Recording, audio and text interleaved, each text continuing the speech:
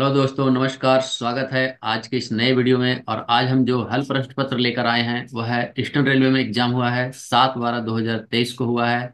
Goods train manager के लिए हुआ है।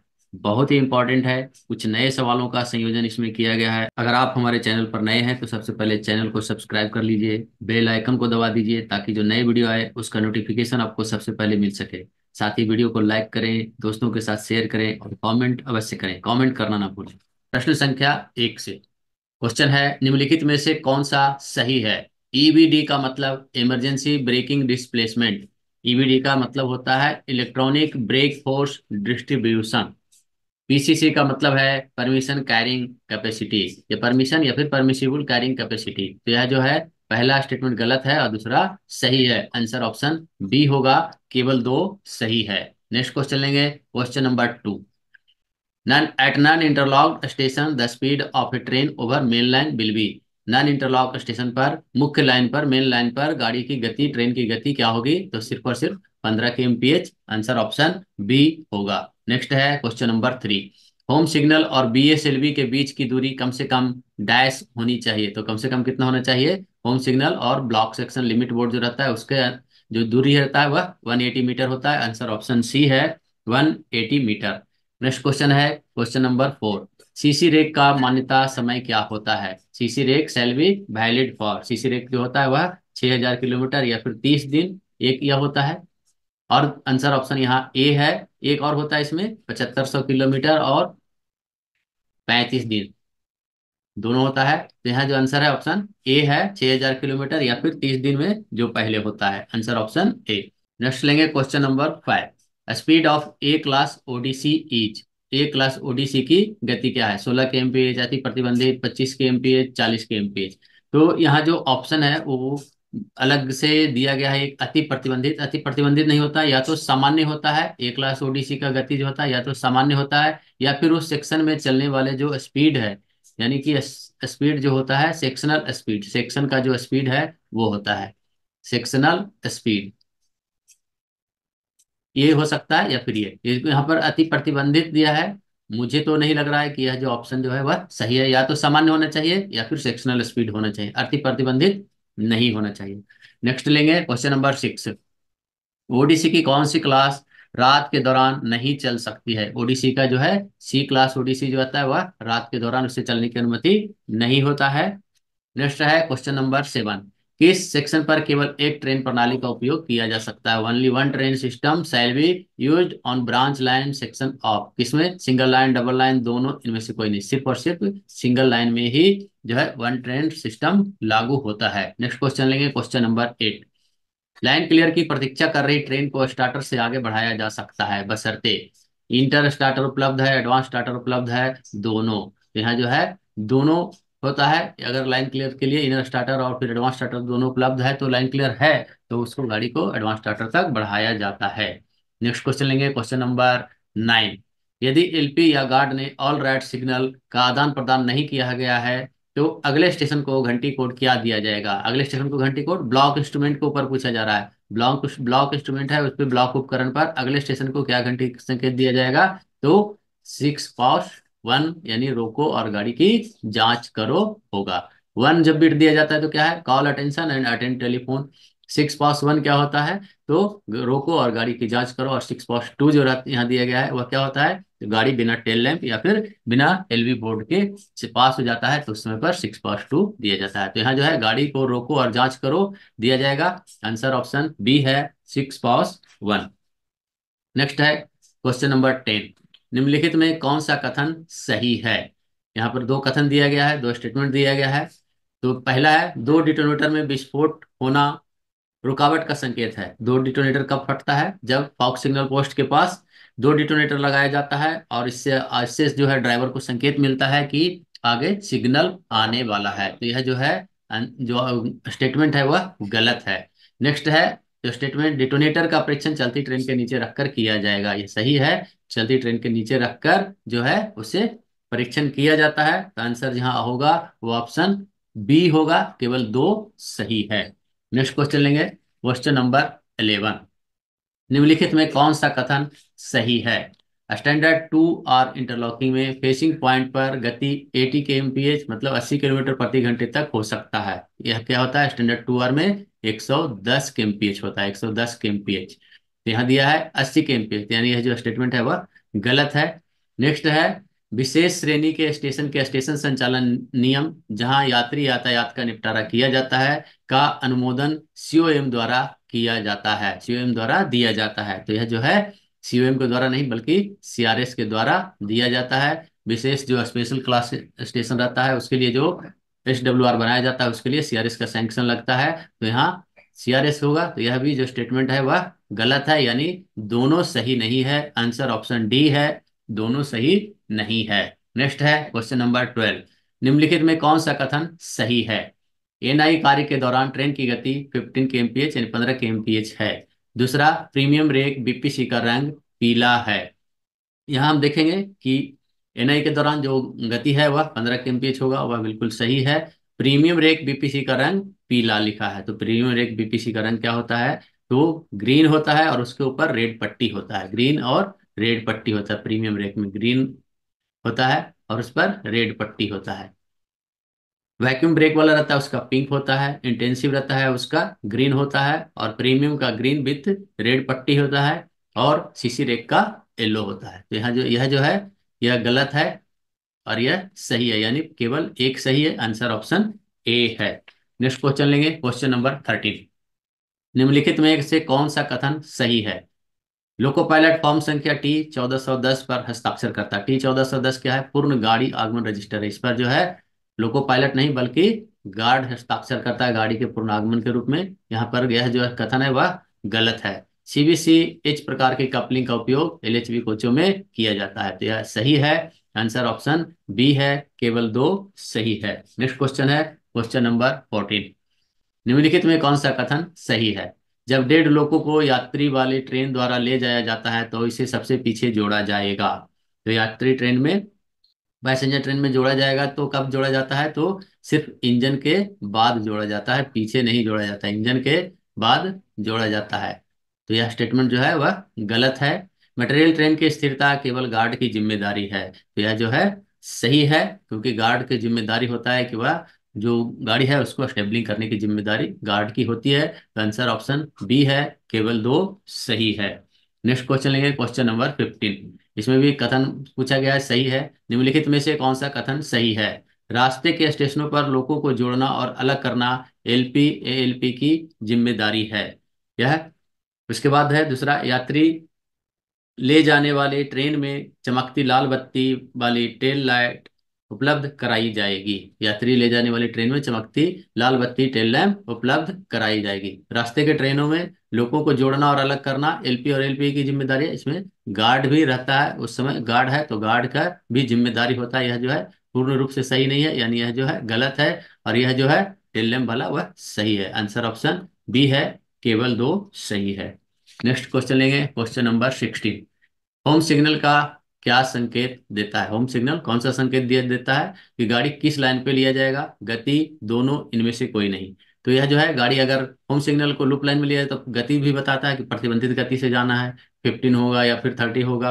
और लेकिन अगर मेन लाइन से जा रहा है तो फुल जो उसका एमपीएस है उससे जाएगा, थ्रू जा रहा है तो उससे जाएगा। तो यहाँ पर जो है यह दोनों बताता है किस लाइन पर लिया जा रहा है, और गति बताता है, यानी आंसर यहाँ होगा दोनों। आंसर ऑप्शन सी होगा। नेक्स्ट क्वेश्चन लेंगे, क्वेश्चन नंबर 17। डैश सिग्नल को छोड़कर किसी भी स्टॉप सिग्नल के नीचे कॉलिंग ऑन प्रदान किया जाता है।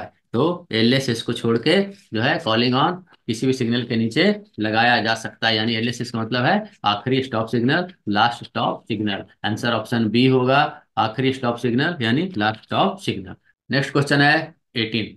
सेंट सिग्नल डैश सिग्नल को छोड़कर किसी भी स्टॉप सिग्नल के नीचे लगाया जा सकता है। तो सेंट सिग्नल जो है एफएसएस को छोड़कर, यानी फर्स्ट स्टॉप सिग्नल, प्रथम रोक सिग्नल को छोड़कर जो है किसी भी स्टॉप सिग्नल के नीचे लगाया जा सकता है। आंसर ऑप्शन ए है, फर्स्ट स्टॉप सिग्नल, पहला स्टॉप सिग्नल। नेक्स्ट है 19। यदि डबल डिस्टेंस सिग्नल प्रदान किया जाता है तो किस बोर्ड को हटा दिया जाएगा। यानी सिंगल डिस्टेंस रहता है तो क्या है, पहले जो है वार्निंग बोर्ड लगाया जाता है, तो उस वार्निंग बोर्ड को हटा दिया जाता है। यहाँ डबल डिस्टेंस लगाया गया तो पहले से ही या जो है एलपी को मालूम पड़ता है, इसलिए यात्री चेतावनी बोर्ड, पैसेंजर वार्निंग बोर्ड है, उसे हटा दिया जाता है। आंसर ऑप्शन बी है। Next question, question number 20। वह स्टेशन जहां रेल लाइनें समाप्त होती है डैश कहलाता है। जहां रेल लाइन समाप्त होता है वह टर्मिनल स्टेशन कहलाता है। नेक्स्ट क्वेश्चन है 21। खतरे पर स्टॉप सिग्नल पार करना डैश प्रकार की दुर्घटना है। यानी कि जो है सिग्नल को पास कर जाना खतरे की स्थिति में वह क्या है, तो एक सांकेतिक दुर्घटना है। वह एक बता रहा है कि यह एक इंडिकेटिव एक्सीडेंट है, कि ऐसी रहा तो और भी दुर्घटनाएं होगा। नेक्स्ट क्वेश्चन है क्वेश्चन नंबर 22। स्लिप साइडिंग किसकी सुरक्षा करती है। स्लिप साइडिंग जो है ब्लॉक सेक्शन की सुरक्षा करता है। आंसर ऑप्शन बी सी है, आंसर ऑप्शन सी है, ब्लॉक सेक्शन। नेक्स्ट क्वेश्चन है क्वेश्चन नंबर 23। निम्नलिखित में कौन सा कथन सही है। आरटीआई का मतलब right through information, right through information नहीं होता है बल्कि राइट टू इंफॉर्मेशन होता है। यह कथन जो है गलत है। नेक्स्ट है एफओआईएस स्पाइस, एफओआईएस स्पाइस का मतलब फ्रेट ऑपरेशन इंफॉर्मेशन सिस्टम, यह जो है सही है। केवल दो सही है, आंसर ऑप्शन बी है। नेक्स्ट क्वेश्चन है 24। आरओ योजना पहली बार शुरू की गई थी। पूर्व मध्य रेलवे, पश्चिम रेलवे, कोंकण रेलवे। तो सबसे पहले जो है कोंकण रेलवे पर आरओ योजना शुरू की गई थी, roll on roll of. Next है 25। प्रत्येक एएसएम द्वारा क्रैंक हैंडल परीक्षण एक बार अवश्य किया जाना चाहिए। सप्ताह में, महीना में, 15 दिन में, 3 दिन, 3 महीने में। तो 15 दिन नहीं होता है, 3 महीने नहीं, सप्ताह नहीं, बल्कि 1 महीने, 1 महीने में एसएम या एएसएम के द्वारा क्रैंक हैंडल टेस्टिंग अवश्य किया जाना चाहिए। नेक्स्ट है 26। मेल एक्सप्रेस अब्लिक पैसेंजर ट्रेनों के साथ कितने डेड इंजन जोड़े जा सकते हैं। तो सिर्फ और सिर्फ एक डेड इंजन जोड़े जा सकते हैं, वो भी इंजन के जस्ट बाद। नेक्स्ट क्वेश्चन है क्वेश्चन नंबर 27। कैच साइडिंग का उद्देश्य डैश की रक्षा करना है। कैच साइडिंग का उद्देश्य यह दो तरह से लगता है। जब यह स्टेशन लिमिट में लगता है तो वह ब्लॉक सेक्शन का बचाव करता है, और जब वह ब्लॉक सेक्शन में लगा होता है तो वह स्टेशन सेक्शन का बचाव करता है। तो यह जो है ऐसे नॉर्मल में स्टेशन सेक्शन का हम आंसर दे सकते हैं, लेकिन यहाँ दो तरह से उद्देश्य इसका होता है कि जब स्टेशन लिमिट में लगा है तो ध्यान रखना है कि ब्लॉक सेक्शन का बचाव करेगा, और जब वह ब्लॉक सेक्शन में लगा हुआ है कैच साइडिंग तो वह स्टेशन सेक्शन का बचाव करेगा। नेक्स्ट क्वेश्चन है 28। प्रस्थान ट्रेन के लिए स्टार्टर, एडवांस स्टार्टर को वापस लेने के लिए, वापस लगाने के लिए ट्रेन के एलपी को एक डैश दिया जाना चाहिए। जब उसको वापस किया जाता है तो उसको एक लिखित मेमो दिया जाना चाहिए कि हम आपके गाड़ी का सिग्नल को है फुटवर्क कर रहे हैं। तो आंसर ऑप्शन ए होगा, लिखित मेमो। नेक्स्ट है 29। स्थिर सिग्नल का नॉर्मल एस्पेक्ट, स्वचालित सिग्नल को छोड़कर, जो ऑटोमेटिक सिग्नल है उसको छोड़कर जो फिक्स्ड सिग्नल है उसका नॉर्मल एस्पेक्ट क्या होता है। तो ध्यान दें, सावधान रहें, आगे बढ़ें। सबसे प्रतिबंधित पहलू, यहाँ ऑप्शन और पढ़ेंगे, attention, caution, proceed and most restrictive speed. Most restrictive speed ही एस्पेक्ट ही होता है अति प्रतिबंधित यानी सबसे प्रतिबंधित पहलू। नेक्स्ट है क्वेश्चन नंबर 30। एलपी उन स्टेशनों पर रुकेगा जहां स्टॉपेज डैश में निर्धारित है, भले ही प्रस्थान सिग्नल बंद कर दिए गए हैं। यानी भले ही जो सिग्नल है उसको ऑफ कर दिया गया है, लेकिन अगर वहां स्टॉपिंग है डब्ल्यूटीटी में तो उसे रुकना जरूरी है। एलपी को उन स्टेशनों पर रुकना जरूरी है। आंसर ऑप्शन सी है, डब्ल्यूटीटी। नेक्स्ट है 31। सेंटिंग प्रयोजन के लिए जिन सिग्नलों का उपयोग करना निषिद्ध है वे हैं, यानी जिनका उपयोग नहीं करना है वो कौन कौन से हैं। तो आउटर होम और एलएसएस तीनों का उपयोग नहीं किया जाता है। आउटर होम और एलएसएस का उपयोग सेंटिंग के लिए नहीं किया जाता है। यानी आंसर जो होगा यहाँ ऑप्शन डी होगा, उपयुक्त सभी ऊपर के जितने हैं वो सभी होगा। आंसर ऑप्शन डी है। नेक्स्ट 32। डेटोनेटर का सामान्य जीवन समाप्ति के बाद डैश वर्षों तक और बढ़ाया जा सकता है। तो डेटोनेटर का जो लाइफ होता है वह 5 साल का होता है। इसे टेस्ट किया जाता है 5 साल के बाद, 1 साल बढ़ाया जाता है, फिर 1 साल बढ़ाया जाता है, और फिर 1 साल बढ़ाया जाता है, 3 बार बढ़ाया जाता है। आंसर ऑप्शन बी है, 3 वर्षों तक और बढ़ाया जा सकता है। नेक्स्ट है क्वेश्चन नंबर 33। बिना गार्ड के मालगाड़ी चलाने के लिए किसका विशिष्ट आदेश प्राप्त किया जाता है। तो बिना गार्ड के मालगाड़ी चलाने के लिए जो है सीनियर डीओएम का परमिशन लगता है। आंसर ऑप्शन ए है, सीनियर डीओएम। नेक्स्ट है 34। यह लाइन आमतौर पर स्टेशन के थ्रू और स्टेशनों के बीच ट्रेनों को चलाने के लिए उपयोग की जाती है। तो यहाँ goods line, loop line, siding line उपरोक्त में से कोई नहीं। तो यहाँ जो है बताया गया है यह लाइन आमतौर पर स्टेशनों को थ्रू और स्टेशनों के बीच ट्रेनों को चलाने के लिए है। तो साइडिंग लाइन का प्रयोग नहीं होता है, गुड्स लाइन का प्रयोग इसके लिए नहीं होता है, थ्रू चलाने के लिए लूप लाइन हो सकता है। आंसर ऑप्शन बी है। नेक्स्ट क्वेश्चन लेंगे, क्वेश्चन नंबर 35। डैश प्रकार के सेंटिंग में मैन पावर का इस्तेमाल होता है। हैंड सेंटिंग रहता है, वह विदाउट लोको किया जाता है, उसमें जो है मैन पावर का इस्तेमाल होता है। आंसर ऑप्शन बी होगा, हैंड सेंटिंग। हैंड सेंटिंग, हाथ सेंटिंग। नेक्स्ट है 36। गेट सिग्नल की पहचान डैश से की जाती है। तो गेट सिग्नल पर जी मार्कर बोर्ड रहता है, उससे जी मार्कर बोर्ड से पहचान की जाती है कि यह गेट सिग्नल है। नेक्स्ट क्वेश्चन है क्वेश्चन नंबर 37। दोहराव संकेत है, रिपीटिंग सिग्नल इज ए, कैसा है? रिसेप्शन सिग्नल, अन्य सिग्नल, सहायक सिग्नल, इनमें से कोई नहीं। तो यह सहायक सिग्नल नहीं, यह अन्य सिग्नल के अंतर्गत आता है, अदर सिग्नल के अंतर्गत आता है। आंसर ऑप्शन बी है, अन्य सिग्नल। नेक्स्ट है 38।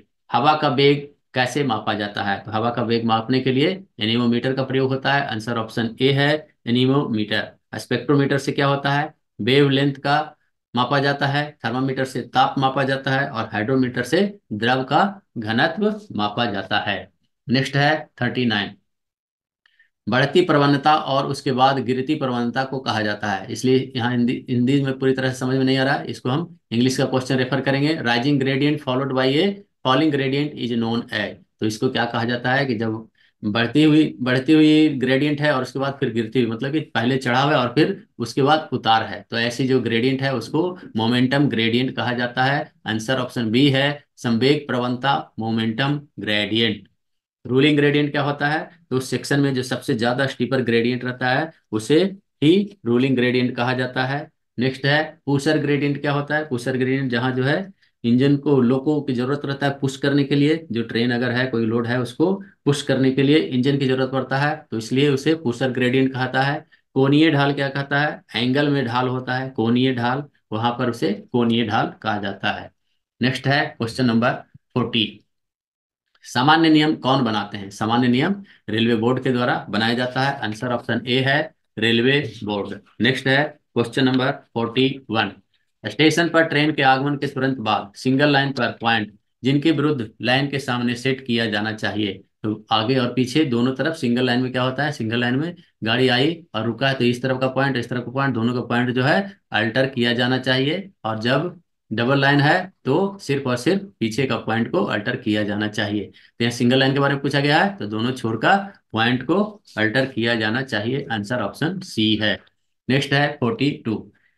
सेंटिंग प्रयोजन के लिए जिन सिग्नलों का उपयोग वर्जित नहीं है, यानी जिनका प्रयोग हम वर्जित नहीं है, इनमें से कोई नहीं होगा। फिर से वही है कि आउटर होम एलएसएस, तीनों वही दिया गया है, यानी इनमें से कोई नहीं वर्जित नहीं है।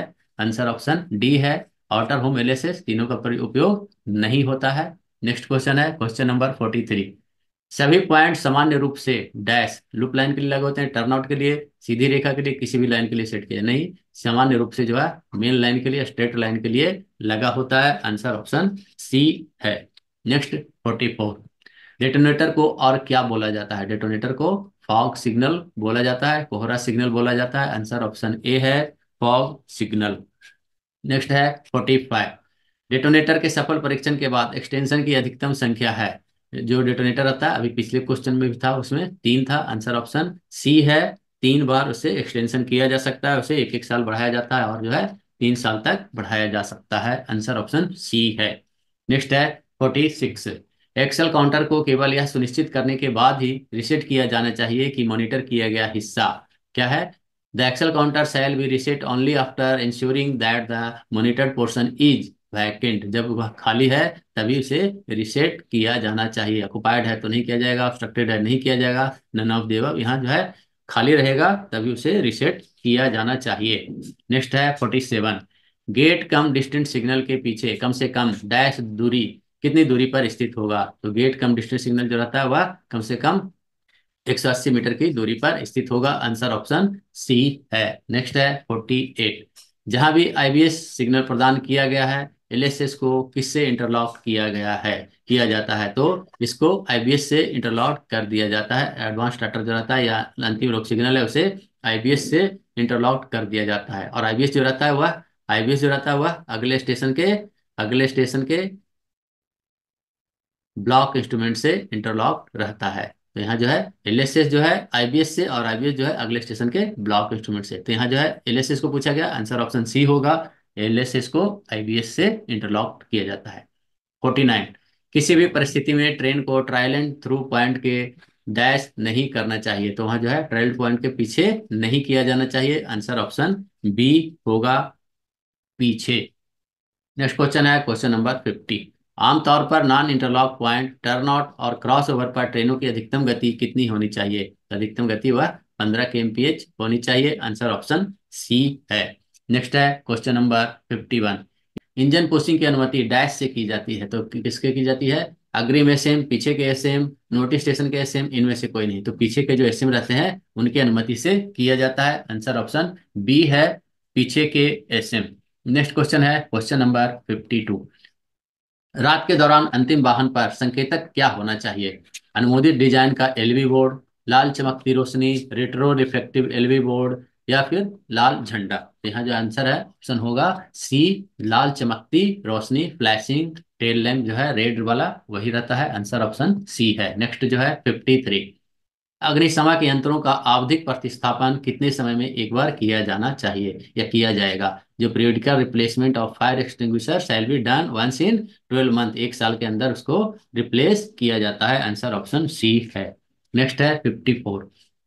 मालगाड़ी द्वारा अनुमत क्षतिग्रस्त वाहन इंजन की अधिकतम संख्या है। मालगाड़ी में अधिकतम एक जो है व्हीकल लगाया जा सकता है, चाहे तो डेड इंजन या फिर क्षतिग्रस्त वाहन, डैमेज व्हीकल, वह सिर्फ एक लगेगा। आंसर ऑप्शन ए है। नेक्स्ट है टीटीएम को केवल डैश के समय ब्लॉक सेक्शन में काम करने की अनुमति है। यहाँ क्या दिया है? Line block, integrated block, shadow block, उपरोक्त सभी, इन सभी में टीटीएम को कार्य करने की अनुमति होती है। लाइन ब्लॉक क्या है? इंजीनियरिंग का जो कार्य चलता है उसमें जो लाइन को ब्लॉक कर दिया जाता है, कोई ट्रैफिक नहीं जाता है, लाइन ब्लॉक होता है। इंटीग्रेटेड ब्लॉक क्या होता है? तो एक से अधिक जो है डिपार्टमेंट के लोग एक साथ काम करते हैं, तो वह इंटीग्रेटेड ब्लॉक कहलाता है। शैडो ब्लॉक क्या होता है? तो एक काम चल रहा है, एक लाइन ब्लॉक मिला हुआ उसी समय, और दूसरे को भी, डिपार्टमेंट के लोगों को भी काम करने के लिए ब्लॉक दे दिया जाता है, तो वैसे शैडो ब्लॉक कहा जाता है। नेक्स्ट है क्वेश्चन नंबर 56। टीएसएल के दौरान पहली ट्रेन की गति कितनी होनी चाहिए? तो टीएसएल चल रहा है, टेम्पररी सिंगल लाइन वर्किंग के दौरान पहली गाड़ी की गति जो है 25 kmph होता है। आंसर ऑप्शन ए है। नेक्स्ट 57। स्वचालित सिग्नल का नॉर्मल एस्पेक्ट क्या होता है? तो स्वचालित सिग्नल, ऑटोमेटिक सिग्नल का जो नॉर्मल एस्पेक्ट रहता है वह ग्रीन सिग्नल रहता है, आगे बढ़ो रहता है, प्रोसीड होता है। आंसर ऑप्शन सी है। नेक्स्ट 58। जब एक मोटर ट्रॉली किसी ट्रेन के पीछे चल रही है तो उसे डैश, उसे एक स्वतंत्र ट्रेन, उसे ट्रेन का अंतिम वाहन, उसे ट्रेन का पहला वाहन, उनमें से कोई नहीं, तो उसे ट्रेन का अंतिम वाहन के रूप में माना जाता है और उसके पीछे चलाया जाता है। जिस लाइन पर वो आगे स्टेशन पर गाड़ी गया उसी लाइन पर उसे भी रिसीव किया जाता है। आंसर ऑप्शन बी होगा, उसी ट्रेन का अंतिम वाहन माना जाएगा। Next question, question number 59। जब पानी गिट्टी स्तर से ऊपर लेकिन रेल स्तर से नीचे बढ़ जाता है तो ट्रेन को निम्नलिखित के अनुसार अनुमति दी जानी चाहिए। ट्रेन को अनुमति नहीं दी जाएगी। पानी का वेग कम होने के बाद ट्रेन को रुकना चाहिए और तब आगे बढ़ना चाहिए। ट्रेन रुकना चाहिए और उसका संचालन पीडब्ल्यूआई द्वारा किया जाना चाहिए। ट्रेन से पहले स्लीपर के दोनों छोर पर एक एक के बराबर दो लोगों को ट्रैक पर चलना चाहिए, यानी उसे वह पायलट करते हुए जाएगा। आंसर ऑप्शन डी होगा। Next question, question number 60। सावधानी आदेश में सभी गति प्रतिबंधों लागू होनी चाहिए। सभी गति प्रतिबंध लागू होनी चाहिए कैसे? भूवैज्ञानिक क्रम में, ढाल के अनुसार, भौगोलिक क्रम में, अनुभाग के अनुसार। तो है क्या है? Geographical order, gradient order, geographical order, geological दिया है। यहाँ ज्योग्राफिकल ऑर्डर, तो ज्योग्राफिकल ऑर्डर के अनुसार ही लिखा जाता है और किलोमीटर वगैरह का मेंशन किया जाता है। ज्योग्राफिकल ऑर्डर इसका आंसर होगा। Answer option C. Next question, question number 61। आरंभ के बाद रूट रद्दीकरण में कितना समय लगता है? एक बार अगर सिग्नल है उसको पुटवे किया गया और उसको जो रूट है उसे रद्द किया जाता है तो 2 मिनट का समय लगता है, 120 सेकेंड का समय लगता है। आंसर ऑप्शन सी है, 120 सेकेंड। नेक्स्ट है 62। डबल लाइन पर एलएसएस के आगे, लास्ट ऑफ सिग्नल के आगे सेंटिंग करने के लिए अधिकार देने से पहले स्टेशन मास्टर को इनमें से क्या करना चाहिए? ब्लॉक फॉरवर्ड करेगा, ब्लॉक बैक करेगा, ऑप्टेन लाइन लाइन ब्लॉक, या फिर नन ऑफ दी? तो क्या करता है? आगे ब्लॉक करता है, यानी ब्लॉक फॉरवर्ड करता है। आंसर ऑप्शन ए है, ब्लॉक फॉरवर्ड करना चाहिए। नेक्स्ट है 63। एसडब्ल्यूआर में लेवल क्रॉसिंग गेट्स की कार्यप्रणाली किस परिशिष्ट में दी गई है? तो एसडब्ल्यूआर में जो है वह ए में दिया गया है। ए में एलसी गेट है, ए में एलसी गेट के बारे में दिया गया है। आंसर ऑप्शन डी है, ए। बी, जी में क्या है? जी में जो है सबसे पहले देखते हैं लास्ट में कि जी का क्या है। जी जो है इलेक्ट्रिफाइड सेक्शन के बारे में दिया गया है। बी में क्या है? बी में सिग्नलिंग, इंटरलॉकिंग एंड कम्युनिकेशन के बारे में है। और सी में क्या है, सी में एसीडी के बारे में है। सी जो है एसीडी के बारे में है। और ए में जो है एलसी, एलसी के लिए दिया गया है, लेवल क्रॉसिंग गेट के लिए दिया गया है। तो यहाँ आंसर होगा जो ए होगा। नेक्स्ट है 64। जब ब्लॉक फॉरवर्ड या block back double line section पर किया जाता है तो ब्लॉक उपकरण को किस स्थिति में रखा जाता है? तो ट्रेन ऑन लाइन स्थिति में रखा जाता है। आंसर ऑप्शन सी होगा, ट्रेन ऑन लाइन। नेक्स्ट है 65। पीएलसीटी जारी करने के लिए सभी ट्रेनों को कहाँ पर रोका जाएगा? तो पीएलसीटी जब जारी किया जाता है तो गाड़ी जो है स्टार्टर सिग्नल के जाते नीचे जाकर रुकता है और तब वहां पीएलसीटी जारी किया जाता है। आंसर ऑप्शन सी है, स्टार्टर। नेक्स्ट है 66। पीएलसीटी जारी करते समय लोको पायलट के हस्ताक्षर कहाँ पर प्राप्त किए जाते हैं? तो यहाँ जो आंसर दिया, ऑप्शन दिया गया है TA 1425, TV 1425, TA 1425, TV 1425, column A, column B, column A, column B. तो यहाँ जो है कोई भी नहीं है। जब भी अप साइड के लिए जो पीएलसीटी दिया जाता है वह टीसी 1425 होता है, और डाउन साइड के लिए जो दिया जाता है टीडी 1425 होता है। और उसी में जो रिकॉर्ड रहता है, रिकॉर्ड कॉपी, उस पर वह हस्ताक्षर करता है। यहाँ जो ऑप्शन है वह उपयुक्त नहीं है, इनसफिशियंट ऑप्शन है। आंसर ऑप्शन यहाँ पर करना गलत है। यहाँ पर आंसर नहीं किया जा सकता क्योंकि ऑप्शन ही सही नहीं है। जो पीएलसीटी दिया जाता है वह टीसी 1425 या फिर टीडी 1425, उसी में जो रिकॉर्ड कॉपी रहता है उस पर वह सिग्नेचर करता है। नेक्स्ट क्वेश्चन लेंगे, क्वेश्चन नंबर 67। प्रत्यक्ष या अप्रत्यक्ष प्रेषण के लिए एमआरटी चालू करने का लक्ष्य समय कितना है? The target time for turning out MRT for direct और इनडायरेक्ट डिस्पैच। एमआरटी के बारे में पूछा गया। मेडिकल रिलीफ ट्रेन तो 15 मिनट और 20 मिनट होता है। एक निकास है तो 20 मिनट, दो निकास है तो 15 मिनट। आंसर ऑप्शन ए होगा। नेक्स्ट है 68। जब इंजन किसी ट्रेन को धक्का दे रहा है यानी पुश कर रहा है और गार्ड अग्रणी वाहन में यात्रा नहीं कर रहा हो तो अधिकतम गति कितनी होनी चाहिए? तो अधिकतम गति है वह 25/8 होता है जब यात्रा कर रहा है। तो 25 नहीं कर रहा है तो 8। तो यहाँ 8 kmph आंसर होगा, 8 kmph। सेंट्रल रेलवे में इसे बढ़ा दिया गया है, इसे सेंट्रल रेलवे में 10 kmph कर दिया। 25/10 सेंट्रल रेलवे के हिसाब से यह 10 होगा, लेकिन 25/8 होता है। यहाँ आंसर ऑप्शन 8 ही करेंगे। नेक्स्ट है 69। जब ट्रेन बिना ब्रेक वैन के चल रही हो तो पीछे धकेलते समय एलपी को गार्ड के हाथ के संकेतों का पालन करना होता है और आगे कितनी गति से बढ़ना चाहिए? सेम चीज है यहाँ पर। जो उसमें ब्रेक वैन था इसमें ब्रेक वैन नहीं है, लेकिन वहां पर गार्ड नहीं था। यहाँ पर गार्ड रहेगा भी तो वह तो उसमें नहीं चल सकता है। यहाँ भी आंसर वही होगा, 25/8 kmph। आंसर ऑप्शन यहाँ फिर 8 kmph होगा, सेंट्रल रेलवे के हिसाब से 10 kmph होगा। आंसर ऑप्शन यहाँ सी करेंगे। नेक्स्ट क्वेश्चन है क्वेश्चन नंबर 70। शुरू करने से पहले गार्ड ट्रेन पर लोड की जांच करने और वैगन नंबर, बुकिंग तथा गंतव्य स्टेशन, वैगनों के प्रकार आदि डैश की प्रविष्टियों के साथ मिलान करने के लिए जिम्मेदार होगा। ऑप्शन क्या क्या है? VG, CTR, LTM, RS6। यहाँ जो है वीजी के अनुसार व्हीकल गाइडेंस रहता है, उसके अनुसार वह मिलान करेगा। नेक्स्ट क्वेश्चन है question number 71।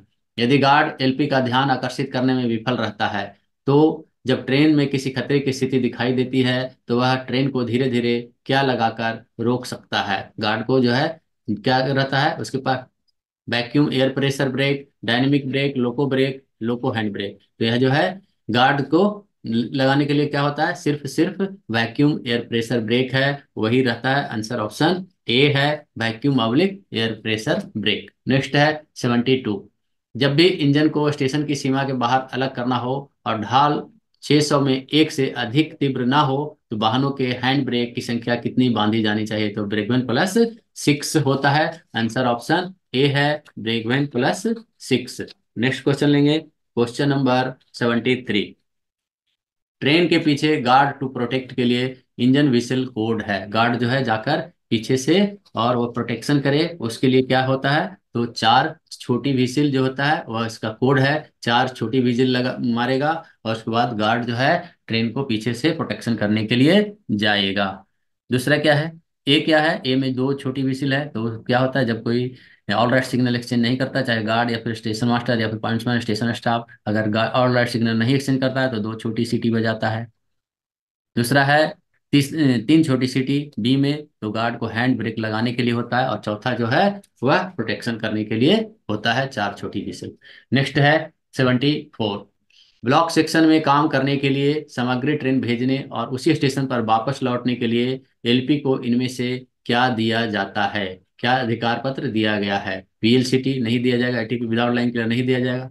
T 462, T A 462, यह भी जो है इनसफिशियंट नहीं है। यह सिर्फ और सिर्फ यहाँ जो है दिया जाता है वो ब्लॉक फॉरवर्ड करके दिया जाता है, और उसको जो अथॉरिटी है वो दिया जाता है। यहाँ जो है कोई भी ऑप्शन मेरे हिसाब से सही नहीं है आंसर करने के लिए। ब्लॉक फॉरवर्ड किया जाता है, इसमें ब्लॉक फॉरवर्ड करके और गाड़ी को भेजा जाता है, उसके जो मशीन का अथॉरिटी रहता है मशीन का अथॉरिटी पर ही उसमें सामग्री ट्रेन पे या फिर अथॉरिटी पर ही भेज के और पुशिंग बैक मेमो दिया जाता है। आंसर ऑप्शन करना यहाँ नहीं है, और सफिशियंट यहाँ ऑप्शन नहीं दिया गया है। नेक्स्ट जो है 75। अगर किन्हीं को मालूम है, अगर उस सेक्शन में काम करते हैं, जोन में काम करते हैं, उनको मालूम है तो कृपया कमेंट बॉक्स में अवश्य बताएं क्या हो सकता है आंसर। नेक्स्ट है 75। किसी बाधित लाइन पर ट्रेन प्राप्त करने के लिए रुकावट वाले बिंदु से कम कितनी दूरी पर स्टॉप हैंड सिग्नल प्रदर्शित किया जाएगा? While receiving a train on an obstructed line, किसी obstructed लाइन पर गाड़ी को रिसीव किया जाता है तो stop hand signal shall be executed from the point of obstruction at a distance of not less than 20 metre पहले जो है गाड़ी को रुकाया जाना चाहिए, और उसको धीरे धीरे फिर लोड पर लिया जाना चाहिए। आंसर ऑप्शन बी है, 20 मीटर, 20 मीटर्स। नेक्स्ट है 76। अस्थायी सिंगल लाइन कार टीएसएल के दौरान जब ट्रेन गलत लाइन पर आगे बढ़ रही हो तो एटीपी अथॉरिटी टू प्रोसीड आगे बढ़ने का अधिकार के अलावा और किस प्रकार ट्रेन को रवाना किया जाना चाहिए? तो पायलट आउट मेमो, दूसरा है T693B, T511, T512, ये दोनों तो नहीं होगा। T693B और T512 नहीं होगा। T511 भी बिना सिग्नल वाली लाइन से गाड़ी, या फिर पायलट आउट मेमो, दोनों दिया जाता है। पायलट आउट मेमो जब दिया जाएगा तो पॉइंट अंतिम पॉइंट तक जाकर वह गाड़ी को पायलट आउट किया जाएगा। आंसर ऑप्शन सी और ए दोनों भी होना चाहिए, दोनों भी हो सकता है। नेक्स्ट है 77। दोहरी लाइन पर संचार के पूर्ण व्यवधान के दौरान, यानी यहाँ पर जो है टोटल इंटरप्शन ऑफ कम्युनिकेशन है, इसके दौरान लोको पायलट को इनमें से किसी गति प्रतिबंध से आगे बढ़ना चाहिए? तो डबल लाइन है, डबल लाइन में टी एसीएफ है, ऑल कम्युनिकेशन फेलियर है, उस समय 25/10 kmph स्पीड होता है। अगर सिंगल लाइन रहेगा तो फिर 15/10 kmph हो जाएगा। यहाँ जो है डबल लाइन के लिए पूछा गया है, 25/10 होगा। नेक्स्ट है 78। विभाजित ट्रेन संचालन के दौरान गार्ड लोको पायलट को अगले स्टेशन तक जाने के लिए निम्नलिखित लिखित किस अनुमति पत्र तैयार करेगा? तो क्या देता है गार्ड जो है? T609 अधिकार पत्र देता है। आंसर ऑप्शन बी है, T609। नेक्स्ट है क्वेश्चन नंबर 79। दोहरी लाइन पर स्वचालित सिग्नल तब तक बंद स्थिति नहीं मानेंगे जब तक कि लाइन न केवल उसके आगे स्वचालित सिग्नल तक स्पष्ट हो, बल्कि कम से कम कितनी पर्याप्त दूरी के लिए भी स्पष्ट होनी चाहिए? On double line the automatic signal shall not assume of position unless the line is clear not only up to the next automatic signal but also for the adequate distance of not less than 120 metre, यानी उसके अगले signal के आगे 120 metre तक भी line जब साफ रहती है तभी आगे पिछले जो सिग्नल होता है वह ऑफ होता है। नेक्स्ट है क्वेश्चन नंबर 80। जिन स्टेशनों पर बीपीएससी उपलब्ध नहीं है वहां ट्रेन का गार्ड यह सत्यापित करने के बाद कि आखिरी गाड़ी फॉलिंग मार्क के लिए क्लियर है स्टेशन मास्टर को कैसे सूचित करेगा? तो दिन में हाथ हिलाता है और रात में सफेद बत्ती को दिखाता है। दिन में हाथ और रात में सफेद बत्ती दिखाएगा, सफेद रोशनी दिखाएगा, और उसके द्वारा वह पहचान देगा कि गाड़ी जो है फॉलिंग मार्क क्लियर करके खड़ा है। यहाँ जो दो ऑप्शन आ रहा है यहाँ पर एक साथ में दिया जाना चाहिए था, ऑप्शन जो है इसके लिए सफिशियंट नहीं है, लेकिन यहाँ दो आंसर हो सकता है। दिन में रहेगा तो हाथ को वेव करेगा, हिलाएगा, और रात में सफेद बत्ती दिखाएगा। नेक्स्ट है 81। Line oblique integrated oblique shadow block के दौरान यदि ये इकाइयां यानी यूनिट गलत लाइन पर आ रही है तो इकाइयों को कहाँ प्राप्त किया जाना चाहिए? तो क्या किया जाता है? तो इस समय पर पायलट इन मेमो दिया जाता है और उसके बाद गाड़ी को रिसीव किया जाता है। आंसर ऑप्शन बी है, पायलट इन मेमो। नेक्स्ट है 82। किसी डेड इंजन को ट्रेन से जोड़ने के लिए चलने के लिए उपयुक्त प्रमाण पत्र की आवश्यकता होती है। यह प्रमाण पत्र किसके द्वारा जारी किया जाता है? कोई डेड लोको है, to attach a dead engine to a train a certificate to fit to run is required which shall be issued by, किसके द्वारा? पावर कंट्रोल के द्वारा यह इशू किया जाता है। आंसर ऑप्शन बी है। नेक्स्ट है 83, साइडिंग में भेजे जाने वाले पायलट का प्रभारी कौन होगा? तो जब साइडिंग में भेजा जाता है तो उसमें गार्ड या फिर स्टेशन मास्टर द्वारा जो प्रतिनियुक्त कोई व्यक्ति रहता है, जो इंचार्ज रहता है, वही इंचार्ज के काम पर यहाँ पर करता है, वह इसका प्रभारी होता है। आंसर ऑप्शन सी होगा, गार्ड या स्टेशन मास्टर द्वारा प्रतिनियुक्त कोई व्यक्ति, गार्ड और any person deputed by SM. Next है 84, आउट स्टेशन पर दुर्घटना है, मुख्य लाइन बाधित है और एमआरटी की आवश्यकता है, तो कितने सायरन बजेगा? 3 लंबे सायरन बजेगा। नेक्स्ट है 85, यदि चालक दल बदलने वाले पॉइंट पर लोगों में स्पीडोमीटर खराब है तो इस पर काम किया जा सकता है, क्या होगा? यह जो है, अगले चालक दल परिवर्तन बिंदु तक 10% कम गति के साथ वह जाएगा। नेक्स्ट जो है पॉइंट है वहां तक जो है जाकर वह 10% कम गति से जाएगा। आंसर ऑप्शन डी होगा। नेक्स्ट है क्वेश्चन नंबर 86, गार्ड को एलपी द्वारा ब्रेक लगाने के बारे में कैसे पता चलेगा? गार्ड जो है कैसे पता चलेगा कि उसके बीपी ब्रेकवन जो है उसमें बीपी का गिरावट होगा, बीपी प्रेशर रहेगा वह गिरावट होगा, तो उससे समझेगा कि वह ब्रेक लगाया गया है। आंसर ऑप्शन सी है, ब्रेकवन के बीपी दबाव गेज में गिरावट। नेक्स्ट क्वेश्चन लेंगे, क्वेश्चन नंबर 87, यदि एलपी और गार्ड ब्लॉक सेक्शन में फ्लैट टायर चलते हुए देखते हैं तो उन्हें डैश की गति से, डैश की प्रतिबंधित गति से वह ब्लॉक सेक्शन को क्लियर करिएगा। तो यहाँ दिया गया आंसर 15, 30, 50, 75, तो यह जो है कम से कम गति से चलता है। यहाँ जो है आंसर जो है ऑप्शन ए होगा, 15 kmph। ऐसे इसका 20 होता है, लेकिन अगर वह जानता है कि इससे कम गति में जाने लिए सेफ है तो वह और कम गति से जाएगा। आंसर ऑप्शन ए होगा, 15 kmph। नेक्स्ट क्वेश्चन लेंगे, question number 88, mail express public passenger ट्रेनों में चलने वाले यात्री डिब्बों के पीओएच के डैश अंतराल में होना चाहिए। तो पीओएच जो होता है वह 18 महीने में होता है। आंसर ऑप्शन सी है, 18 महीने में पीओएच होना चाहिए। आंसर ऑप्शन सी है, 18 मंथ्स। नेक्स्ट है question number 89, 140 ton hydraulic crane BG पुरानी की अधिकतम गति क्या है? अधिकतम गति जो 140 टन ट्रेन का है, हाइड्रोलिक ट्रेन का, वह हाइड्रोलिक क्रेन का आंसर ऑप्शन डी है, वह 100 किलोमीटर प्रति घंटे है। आंसर ऑप्शन डी है। नेक्स्ट 90, वर्गीकरण की समीक्षा के लिए एलसी गेट की जनगणना डैश वर्षों में एक बार की जाती है। जो सेंसस किया जाता है एलसी गेट का वह 3 वर्षों में एक बार होता है। आंसर ऑप्शन सी है, 3 इयर्स, 3 वर्ष। नेक्स्ट है बॉक्सिन रेक की मानक संरचना, स्टैंडर्ड कंपोजिशन ऑफ बॉक्सिन रेक, तो यह जो है 58+1 यानी 58 प्लस ब्रेक वैन रहता है, वह जो इसका बॉक्सिन का रेक का संरचना होता है। नेक्स्ट है 92, ट्रेन के ब्रेक वैन पब्लिक एसएलआर छोड़ने से पहले गार्ड, अगर गार्ड को छोड़कर जाना पड़ रहा है तो गार्ड क्या करेगा? ब्रेक वैन या फिर एसएलआर है उसका हैंड ब्रेक लगाएगा, तभी वह बाहर जाएगा। आंसर ऑप्शन बी है, ब्रेक वैन पब्लिक एसएलआर का हैंड ब्रेक लगाएगा। नेक्स्ट है 93, जब कोई ट्रेन किसी स्टेशन पर लूप लाइन से गुजरती है तो एलपी और guard loop line cross over point की निकासी के बाद डैश करेंगे। वह गार्ड जो है वॉकी टाकी से उसको सूचित करेगा एलपी को कि यह जो है अब गाड़ी मेन लाइन पर आ चुकी है। आंसर ऑप्शन सी होगा, गार्ड वॉकी टाकी द्वारा वह सूचित करेगा। नेक्स्ट है क्वेश्चन नंबर 94, लोको और ब्रेकवैन से पीओएल उत्पाद के लिए डमी वैगनों की आवश्यकता नहीं होती है। जब कब नहीं होती है? जब कोई एक 8 व्हीलर ब्रेकवैन प्रदान किया जाता है तो फिर उसमें अलग से डमी वैगन लगाने की जरूरत नहीं होता है। आंसर ऑप्शन बी है। नेक्स्ट है क्वेश्चन नंबर 95, घने कोहरे के दौरान स्वचालित ब्लॉक प्रणाली पर ट्रेन की अधिकतम गति जब वह एकल पीली रोशनी दिखा रही है तो क्या होता है? एक पीली रोशनी रहता है तो अगले स्टॉप सिग्नल पर रुकने के लिए प्रतिबंधित गति से जाएगा। जब ग्रीन रहता है तो क्या होता है? ग्रीन रहता है तो 60 kmph, डबल येलो रहता है तो 30 kmph और सिंगल येलो है तो अति प्रतिबंधित गति से जाएगा। अति प्रतिबंधित गति, यही आंसर ऑप्शन बी है, अति प्रतिबंधित गति से जाएगा और अगले सिग्नल पर रुकने के लिए तैयार रहेगा। नेक्स्ट है 96, जब भी लोको में परिवर्तन हो लोको पायलट गार्ड डैश करेगा, लोको पायलट गार्ड क्या करेगा? जीडीआर करेगा, दोनों मिलकर गाड़ी की जांच करेगा। नेक्स्ट क्वेश्चन 97, किसी दुर्घटना में यदि रेलवे संपत्ति की क्षति 2 करोड़ से अधिक होती है तो ऐसी दुर्घटना को क्या माना जाएगा? ऐसी दुर्घटना को गंभीर दुर्घटना, सीरियस एक्सीडेंट माना जाएगा। आंसर ऑप्शन ए है।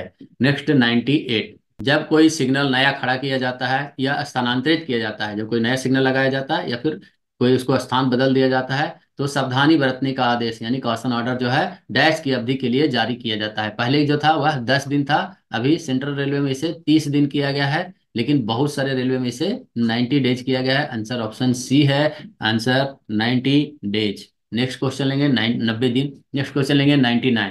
पीएससी स्लीपर में 1 एंड हाफ टर्नआउट की 52/60 kg रेल का घुमावदार पर एक ट्रेन की गति जैसे 30 kmph किया गया है, इसे 30 kmph किया गया है। आंसर ऑप्शन डी है, 30 kmph। नेक्स्ट है 100। जहां ट्रेनों को स्टेशन से डैश अधिक गति से चलने की अनुमति है वहां आइसोलेशन की आवश्यकता होती है। तो 50 किलोमीटर से अधिक की गति रहती है, वहां पर आइसोलेशन की आवश्यकता होती है। आंसर ऑप्शन ए है, 50 kmph। नेक्स्ट क्वेश्चन 101 राजभाषा से है। 101 राजभाषा अधिनियम 1963 कब पारित हुआ? तो राजभाषा अधिनियम 1963 10 मई 1963 को पारित हुआ। 102 राजभाषा अधिनियम की धारा 3/3 कब से प्रवृत्त हुई, कब से इसे लागू किया गया? तो यह 26 जनवरी 1965 से लागू किया गया। आंसर ऑप्शन डी है। नेक्स्ट है 103 राजभाषा अधिनियम 1963 किस वर्ष संशोधित हुआ?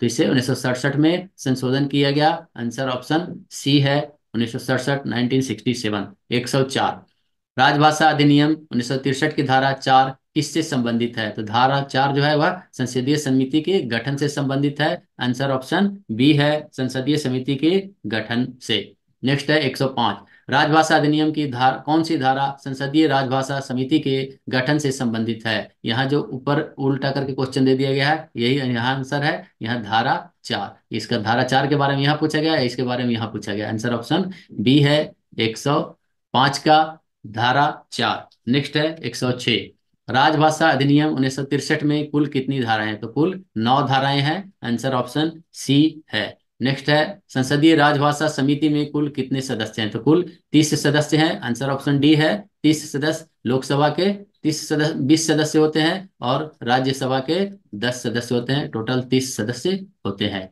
नेक्स्ट है 108 हिंदी सलाहकार समिति की वर्ष में कम से कम कितनी बैठक होनी चाहिए? तो यह जो आंसर है ऑप्शन दो बी, 2 बैठक अवश्य होनी चाहिए। नेक्स्ट है 109 राजभाषा दिवस कब मनाया जाता है? राजभाषा दिवस 14 सितंबर ही मनाया जाता है। हिंदी दिवस और राजभाषा दिवस इसमें कंफ्यूज नहीं होना है, हिंदी दिवस और राजभाषा दिवस दोनों एक ही है। हिंदी दिवस रहे या राजभाषा दिवस रहे, 14 सितंबर आंसर होगा। आंसर ऑप्शन सी है। लास्ट है 110 संविधान की 8वीं अनुसूची में हिंदी का क्या स्थान है? तो हिंदी का जो स्थान है वह चौथा स्थान है, वह आंसर ऑप्शन यहाँ बी है। तो इसमें हमने कुछ क्वेश्चन में ऑप्शन सही नहीं था, कहीं पर कुछ गलती हुआ होगा, तो अगर किन्हीं को मालूम है तो कमेंट बॉक्स में अवश्य बताएं। साथ ही यह जितने भी प्रश्न है वो आपकी परीक्षा की दृष्टि के लिए बहुत ही महत्वपूर्ण है, बहुत ही उपयोगी है, आपकी परीक्षा में बहुत ही सहायक साबित होगा। और आपकी परीक्षा में सफलता की कामना करते हुए मिलते हैं फिर नेक्स्ट वीडियो में। तब तक के लिए जय हिंद, जय भारत, थैंक यू, धन्यवाद।